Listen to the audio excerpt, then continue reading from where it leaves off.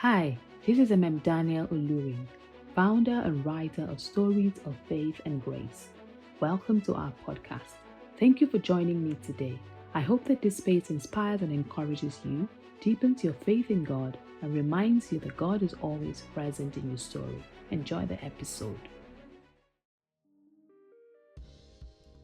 Today, we're continuing our Ruth series with chapter 3, and I have titled this episode Positioning Yourself for the Best Opportunities, or as we like to say in Nigeria, shoot your shot. Now, before we dive in, let's set the scene. Do you remember how chapter 2 ended? Well, I'll tell you. Ruth stayed close to Boaz's women, where she continued to glean until the barley and wheat harvests were finished, just as Naomi advised, of course. But you know what? She didn't rush into anything. She continued to live with her mother-in-law. But in this next chapter, things get interesting. So, let's dive right into our story.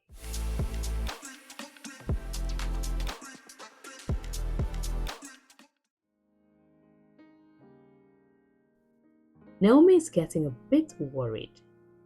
Not about Ruth staying with her. No, I believe Naomi genuinely wanted Ruth to have a fulfilled life, a home, and a place of safety.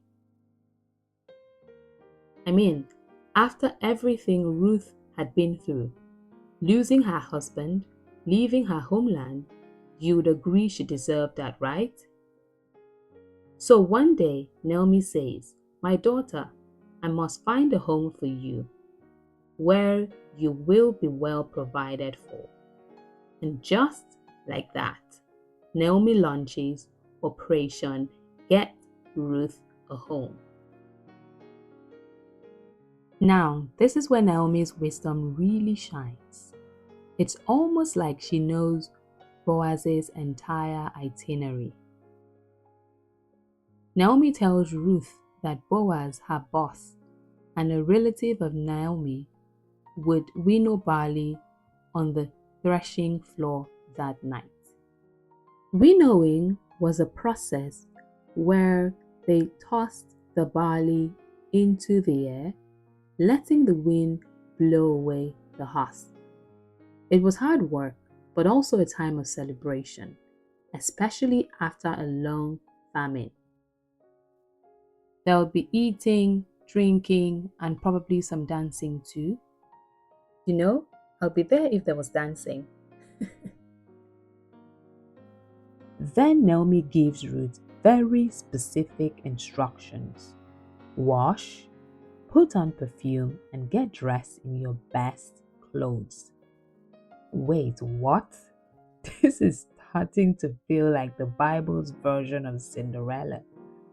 Naomi is giving fairy godmother vibes. Am I right? But Naomi wasn't done. She told Ruth exactly what to do. Go down to the threshing floor, but don't let him know you are there until he has finished eating and drinking. When he lies down, note the place where he is lying. Then go and uncover his feet and lie down. He will tell you what to do. Wait, can we pause here for a second? Because I'm wondering, how did Naomi know all this? That's what wise counsel looks like.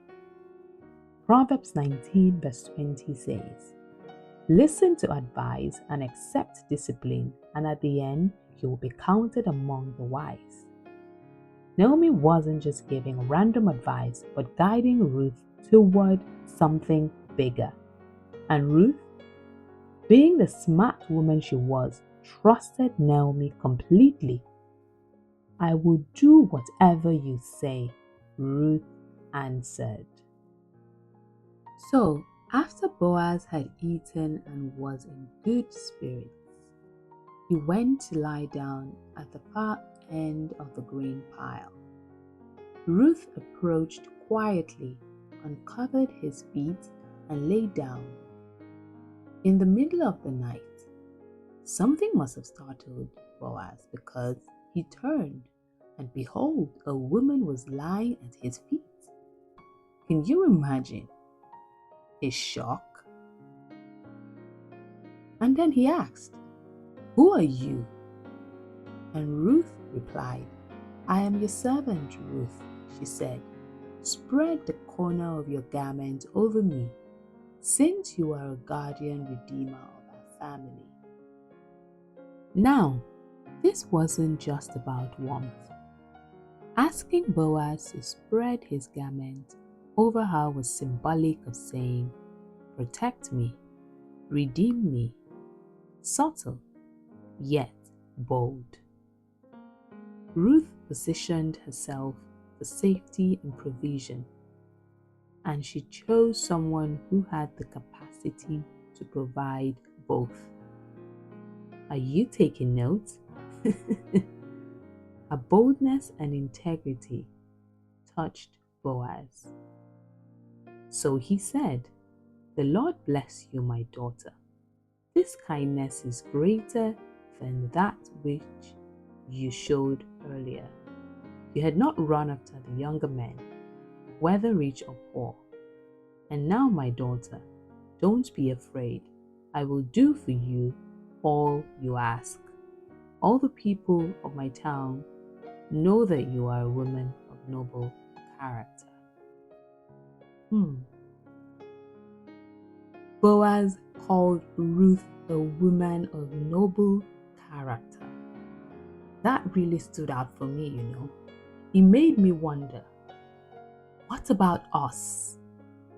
Are we people of noble character? Do we present ourselves with integrity? And we listen to wise counsel? Or are we just stubborn, insisting on doing things our own way? You know, sometimes we need to pause and ask ourselves if we're truly open to guidance. Are we willing to learn, grow, and trust the process as Ruth did? Or do we resist advice because we think we know better? Proverbs 12:15 says, "The way of fools seems right to them, but the wise listen to advice." Wow, that one hits, doesn't it? Now, Boaz was a man of integrity. Even though he could redeem Ruth, he told her there was someone else closer in line for that responsibility. But if that man wasn't willing, Boaz promised to step up. He told Ruth, "Stay here for the night. If he wants to do his duty as your guardian redeemer, good. Let him redeem you. But if he is not willing, as surely as the Lord lives, I will do it." Before Ruth left the next morning, Boaz ensured she didn't return empty-handed. He poured 6 measures of barley into her shawl. Sign of provision and kindness, you know. When Ruth returned to Naomi, of course, Naomi was waiting for the gist, like any one of us would. She asked, "How did it go, my daughter?"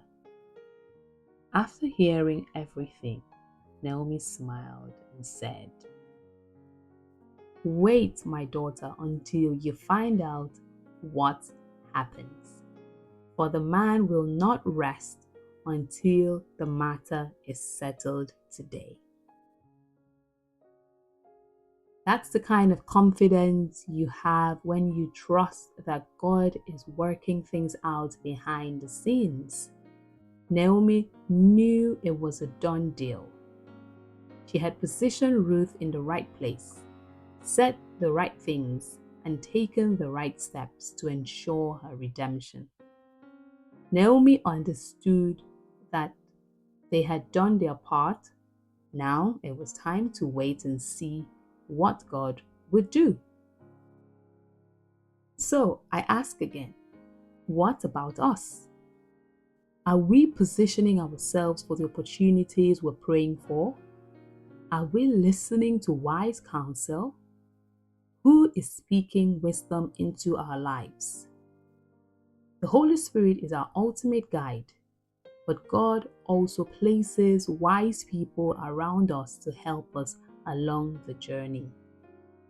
James 2:26 reminds us that faith without works is dead. So let's talk about positioning ourselves for a moment. You want a well-paying job, right? Are you applying for roles? Are you updating your skills or taking that course to move you forward? You desire better health, right? Are you eating well, staying active, and taking care of your body? Maybe you're praying for a spouse or a child. Are you stepping out in faith, trusting God's promises, and opening up yourself to new connections? This story reminds us about aligning our actions with our faith. Ruth didn't just sit back, hoping Boaz would notice her. She listened, acted, and positioned herself for favor. She didn't wait for redemption to fall into her lap. She stepped out, followed wisdom, and trusted the process. So, what about you? What step of faith do you need to take today to align yourself with what you're believing for? That next level, that healing, that breakthrough. Ask the Holy Spirit to guide you. Take action and trust that God will show up. Until next time, stay inspired, stay encouraged, and remember, God is not holding out on you. Thank you for listening to the SFG Podcast. I hope this episode blessed you. If it did, please share it with a friend, subscribe, and leave a review. It helps more hearts discover these messages. Let's stay connected. You can follow me on Instagram or visit Stories of Faith and Grace for more. See you in the next episode, and remember, God is in your story and present in every detail.